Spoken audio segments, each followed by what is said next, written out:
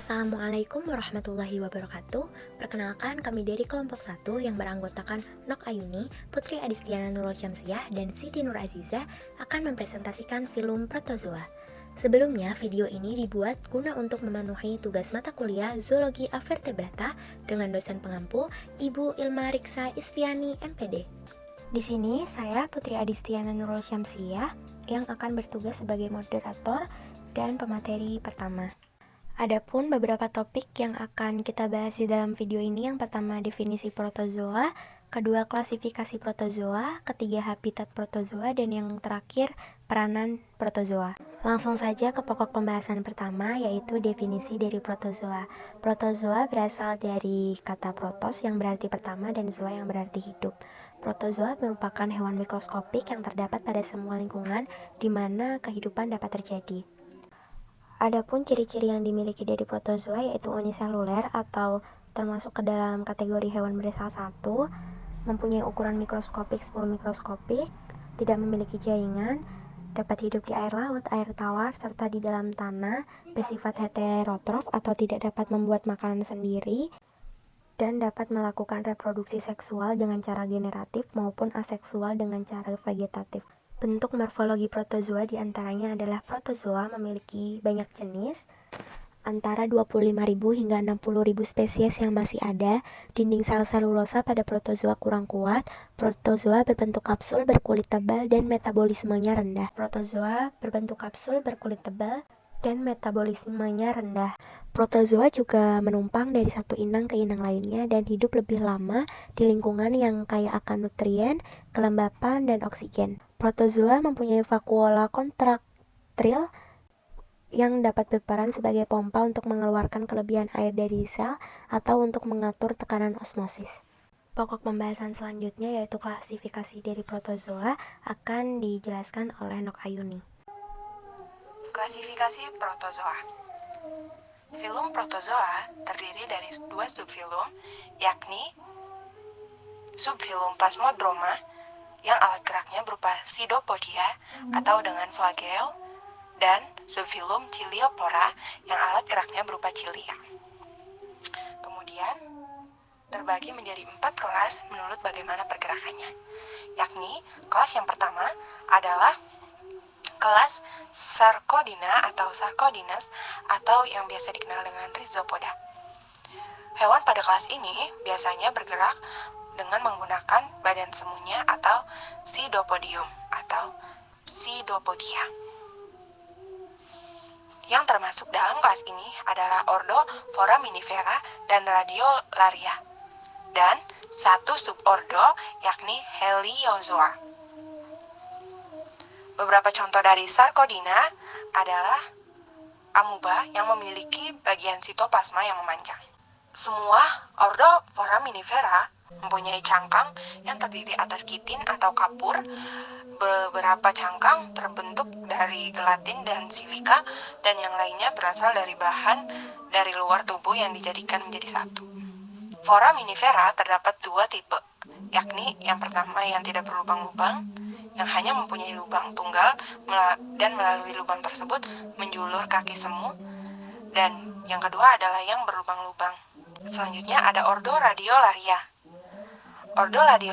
Ordo Radiolaria ini memiliki jenis lebih dari 4.000 yang ditemukan di laut dan berbentuk cangkang yang terdiri dari silika dan berbentuk bulat. Kerangkanya berupa jejaring halus yang indah yang berukuran kecil yang kurang dari 2 mm.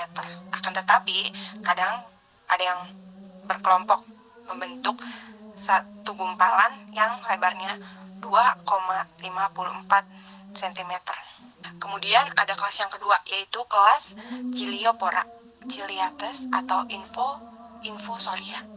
Pada kelas ini mempunyai ciri khas, yaitu mempunyai bulu-bulu getar seperti rambut, dan di sekujur badannya digunakan untuk bergerak, mencari makanan, atau terkadang hanya digunakan untuk menimbulkan arus air untuk bernafas. Pada kelas ini terbagi menjadi 2 subkelas, yakni Ciliata dan Sudoria. Ciliata mempunyai bulu getar, baik yang muda maupun yang dewasa. Bulu bulu getarnya hanya terdapat pada yang muda saja. Yang dewasa dilengkapi dengan tentakel. Suctoria merupakan kelompok kecil yang melekat pada tangkai substrat dan makan dengan menggunakan tentakel. Mereka menyedot protoplasma atau cairan hidup dari protozoa lainnya yang ditangkap. Kelas yang ketiga adalah kelas Zoomastigina flagellata atau Mastigopora. Kelas ini merupakan protozoa renik yang sangat besar jumlahnya sehingga sulit diklasifikasikan. Definisi yang khas dari biota ini adalah itu organisme yang khas yang mempunyai satu atau lebih flagela. Namun ada juga beberapa yang tidak memiliki flagela. Dapat hidup secara soliter, sendiri atau berkoloni, dan perkembangannya aseksual dan membelah biner, yakni pembelahan plasma dan inti menjadi dua sama atau kelamin dengan penggabungan dua gamet atau dua hewan. Biota ini bersifat autotrof, heterotrof, atau mixotrof. Pada kelas ini dibagi menjadi dua subkelas, yakni Phytomastigina dan Zoomastigina. Phytomastigina merupakan phytoplankton yang terdiri atas 4 ordo, yakni Chrysomonadida, Cryptomonadida, Dinoflagellida atau Dinoflagellata, dan Euglenoidida. Kelas yang keempat atau yang terakhir adalah sporozoa. Sporozoa yaitu protozoa yang bersifat parasitik yang hidup berpindah dari satu inang ke inang lainnya dalam tingkatan spora. Sporozoa berbentuk seperti biji yang terbungkus yang disebut sporosista.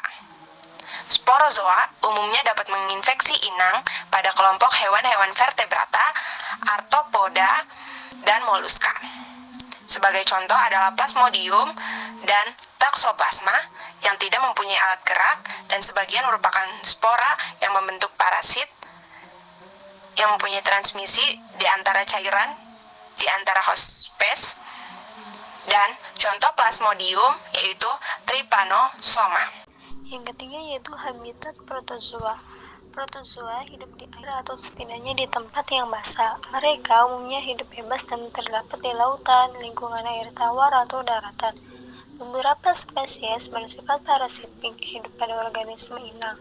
Beberapa spesies dapat tumbuh di dalam tanah atau pada permukaan tumbuh-tumbuhan. Semua protozoa memerlukan kelembaban yang tinggi pada habitat apapun. Habitat yang pertama yaitu jenis protozoa laut, bagian dari zooplankton. Protozoa laut yang lain hidup di dasar laut. Di dalam ekosistem air, protozoa merupakan zooplankton. Spesies yang hidup di air tawar dapat berada di danau, sungai, kolam, atau genangan air. Ada pula protozoa yang tidak bersifat parasit yang hidup di dalam urus termit atau di dalam rumen hewan ruminansia. Habitat yang kedua yaitu protozoa hidup secara soliter atau berkoloni. Apabila kondisi lingkungan tempat tinggal tiba-tiba menjadi jelek, maka protozoa membentuk kista dan dapat menjadi aktif lagi. Habitat yang ketiga yaitu macam-macam nutrisi protozoa. Yang diantaranya yaitu ada yang holozoik atau heterotrof, ada holofilik atau autotrof, dan saprofitik. Holofilik yaitu makanan berupa organisme lainnya. Kalau holofilik yaitu dapat mensintesiskan makanan sendiri dari zat organik dengan bantuan klorofit dan cahaya. Sedangkan saprofitik yaitu menggunakan sisa bahan organik dari organisme yang telah mati dan dapat pula bersifat parasitik. Yang keempat yaitu peranan protozoa. Seperti yang telah dijelaskan sebelumnya, protozoa itu bersifat parasit sehingga akan berdampak patologis pada inang yang ditumpanginya. Namun, tidak semua protozoa itu menimbulkan kerugian, akan tetapi ada beberapa yang dapat memberikan banyak manfaat atau menguntungkan. Contoh protozoa yang menguntungkan yang pertama yaitu Foraminifera yang berguna sebagai petunjuk adanya minyak bumi. Yang kedua ada Radiolaria yang dapat digunakan untuk bahan penggosok. Yang ketiga ada Entamoeba soli yang dapat membantu proses pembusukan sisa-sisa makanan dan mensintesis vitamin K. Yang keempat ada Paramecium sanatum yang merupakan salah satu jenis paramecium air tawar yang banyak digunakan untuk penelitian.